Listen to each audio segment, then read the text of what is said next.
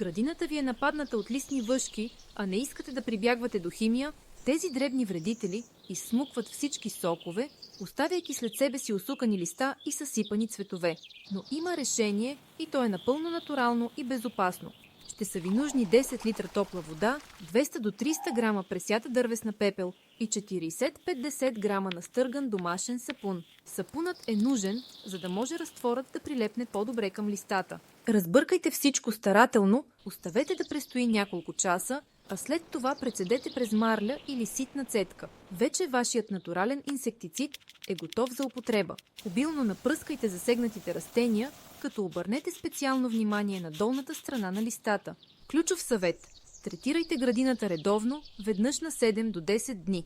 Този метод не само ще ви отърве от въшките, но и ще подхрани растенията ви. Опитайте тази проста рецепта и вашата реколта ще ви се отблагодари.